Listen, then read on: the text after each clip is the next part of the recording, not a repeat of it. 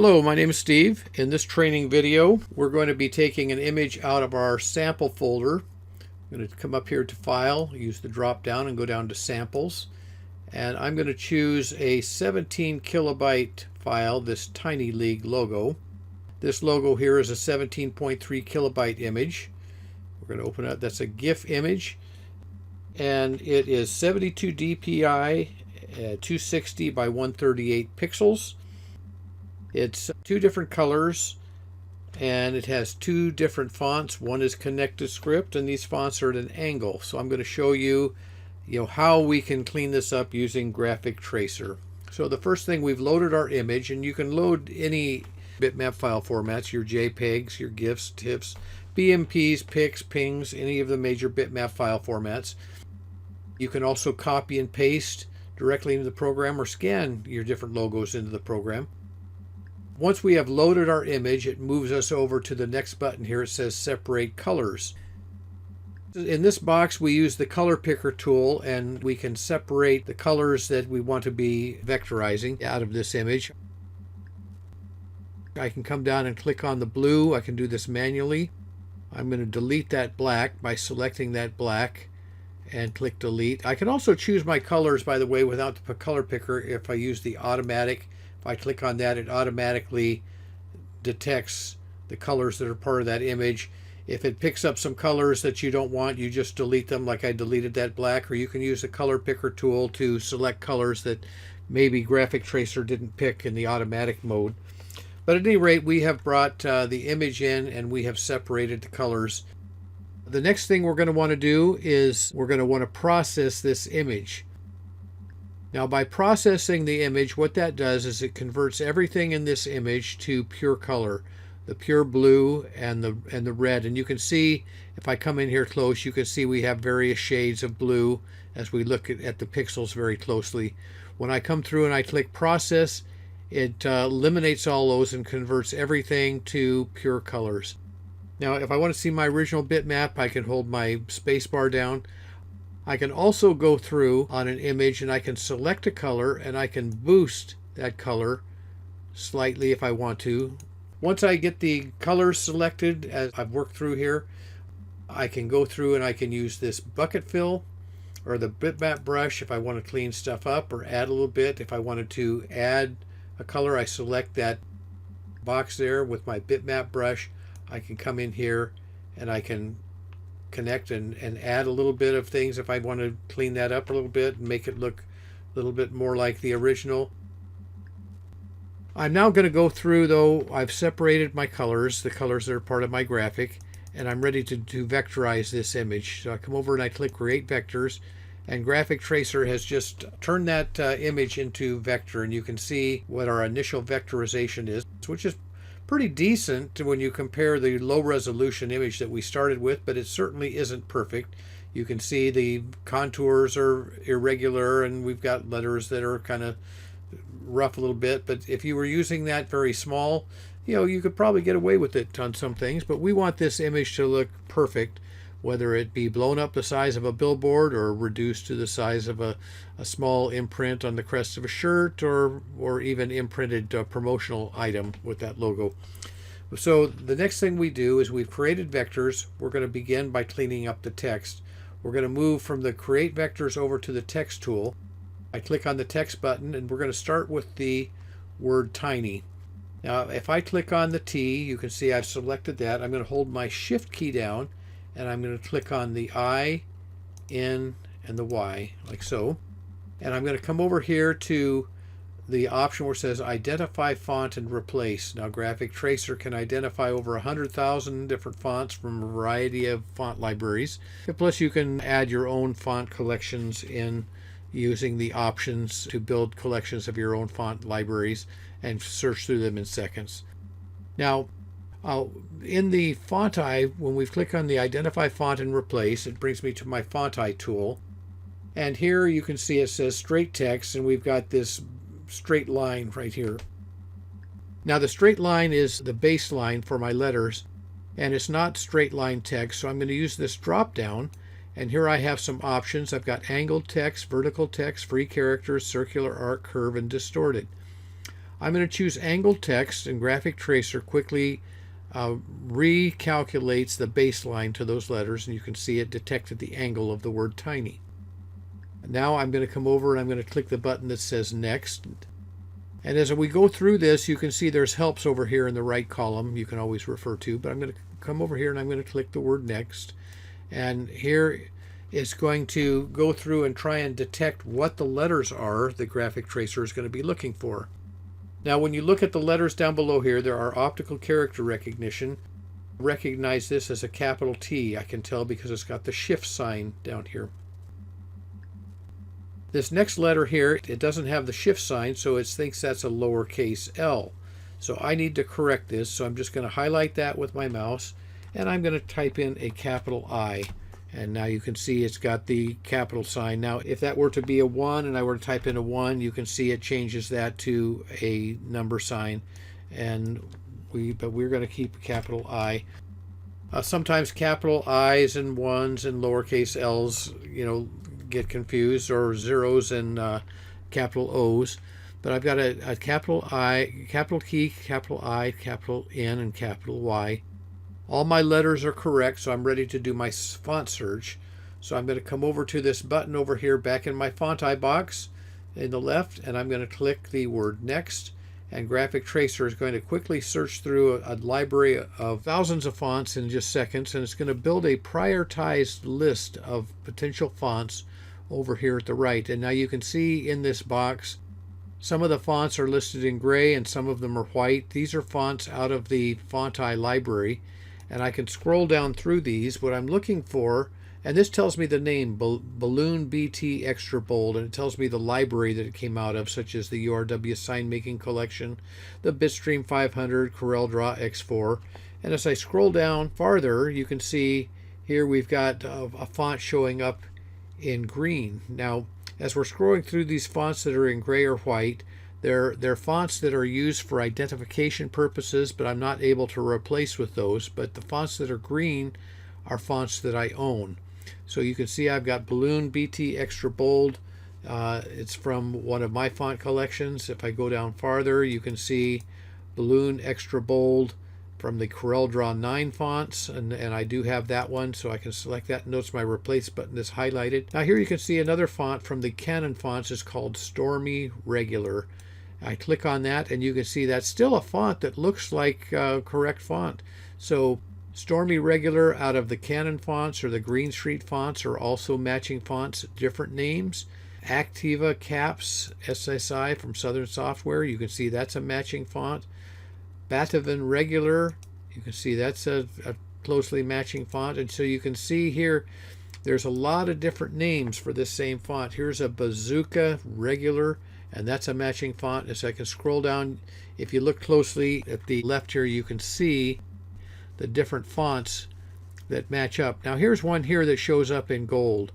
Now Graphic Tracer has a collection of precision vectorized shapes, and if you come across these that are in gold and you don't have any fonts that show up in green that you can replace with, sometimes you might see these show up, and if I select that, you can see that is a matching font as well, and I can actually replace with that. We cannot give away fonts out of other font libraries, but we can allow you to use the precision shapes, and we can clean that up using that. But we're going to scroll back up here and choose one of the fonts from one of the libraries that we have. Now you can see the original trace in the background. If I select font that's highlighted over here in red, I can actually move that with my mouse, or I can use the nudge arrows on my keyboard, and I can nudge these into place and make them fit a little bit closer where they belong. And once I get the letters right in the place where they belong, I simply click Replace. And you can see here that we have just replaced, I'm going to undo this so you can see this rough text with nice sharp text created from that original font, and it's sized and it's spaced, and it's put right back in that logo right where it belongs. So this is incredibly fast for cleaning up text in a graphic. I didn't have to go through and upload this font to someplace on the internet. I didn't have to scroll down hitting the down arrow on my keyboard on the installed fonts on my computer. or my own font collections looking for fonts. I didn't have to load any fonts into my system. Even if the font is not installed in your computer, if it's a font you own, you can use it to immediately replace your graphic that you're working on. It is incredibly fast for cleaning up. We're going to do this same thing with the connected script style. I'm going to select that L by clicking on it.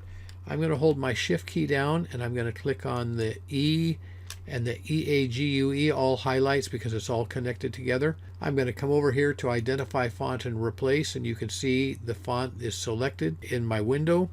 Now there's my straight line for my baseline, so I'm going to come back over here to the Fonti box, use the down arrow, and I'm going to select angled text like so. And when I click next, Graphic Tracer is going to try and determine what letters it's going to be looking for. If you look here, it's got a capital I for this right here. Now I know that's not a capital I, so I need to change that. So I highlight that and type in capital L. Now we have a question mark in this box because it's not sure what letter it's looking for here, and it's because there's multiple letters. So I'm just going to highlight that and I'm going to type in EAGUE like so. So now it's going to be looking for a capital L that looks like this. Graphic Tracer is going to look for an EAGUE. When it's all put together, it's going to look like this. So I come back over here to my Fonti box and I simply click next, and Graphic Tracer begins its search. And there we go. Now you can see that the first one it came up with is Ariso Bold. It's unspecified font. It's not a font that I own. My replace button is not highlighted. So I'm going to go down to the next one and see if we got a match. And here's Ariston Bold from the Master Font collection. That is a font that I own. We also have, if I click down the next one, we've got Agnes Bold, which is another name for that font in another collection, and Aristus Bold, and here we have vectorized shapes. Now that one here, we have some rounded serifs on the letters here, ends on the letters, so we're moving out of fonts that look the same. There's Eris, here's Candida Script from the Just My Type collection, and the URW. So I'm going to come back up here again to one of the fonts that I own, and I'm going to simply select those letters there. I'm going to use my nudge key on my keyboard, and I'm just going to nudge that into place a little bit better. It's like so. Now notice also with this font we have overlaps where the letters overlap one another here.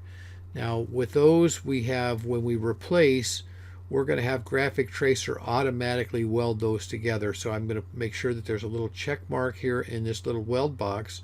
So when I click replace like so, I have just replaced that, and you can see if I view this in wireframe,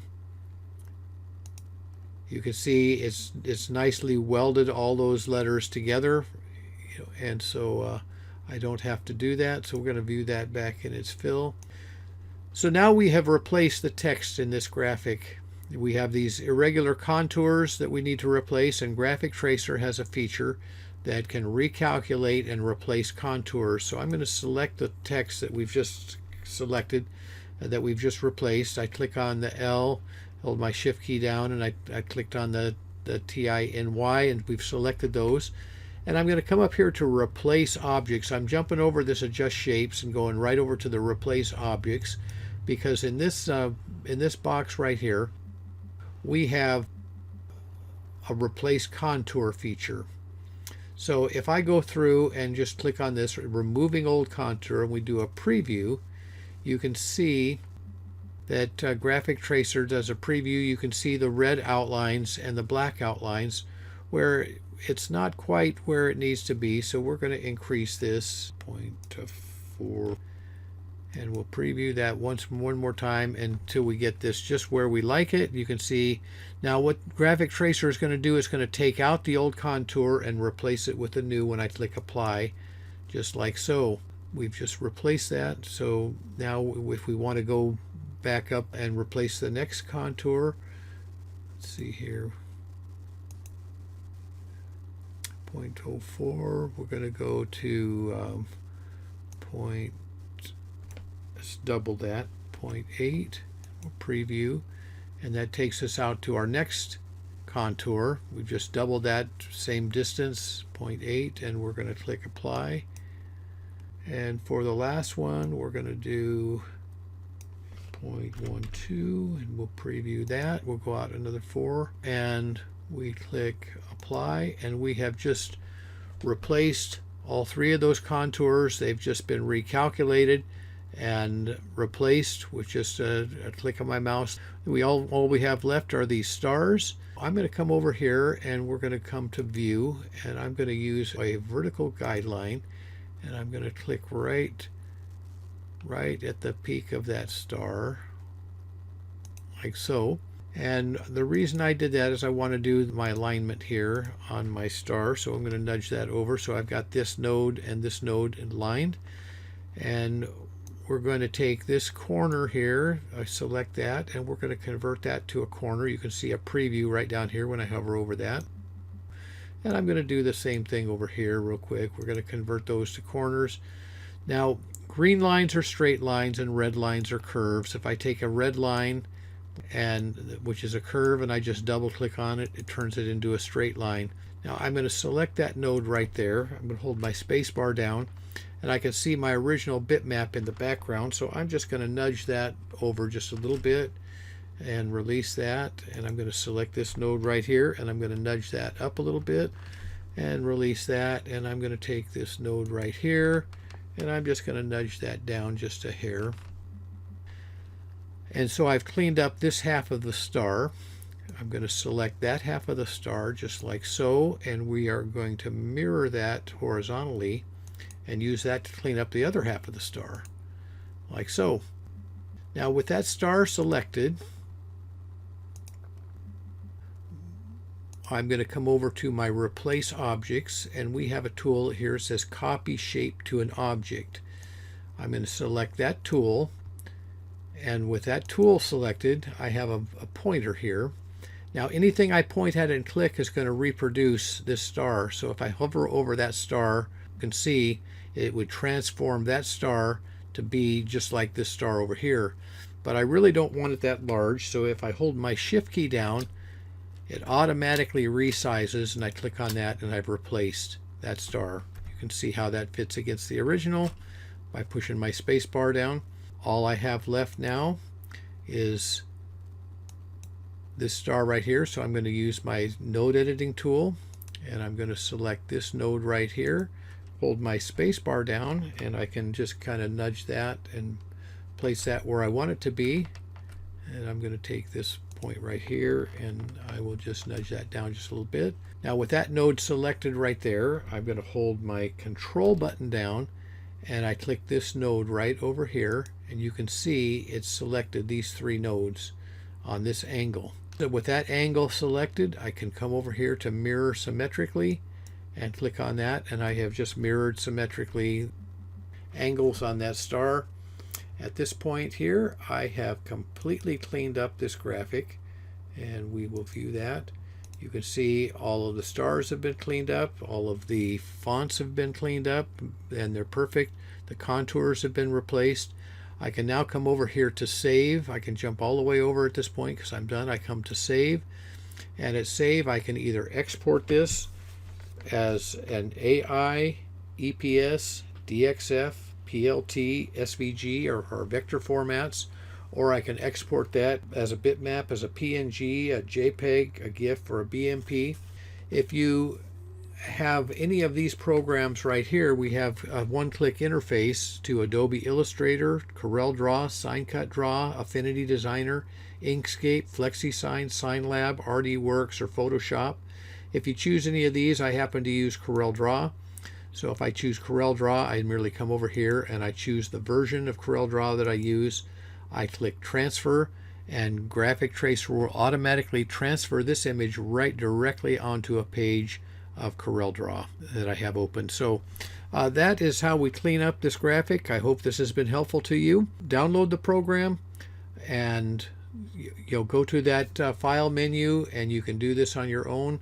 Just go over to samples, and that's where you find these images. You can also take these images, copy them, bring them into whatever program you use and see how it compares to the program that you're using. I think you'll find that Graphic Tracer is the fastest way to create perfect vector reproductions of bad quality customer artwork. Thank you very much for your time, and come back and see us again. Bye now.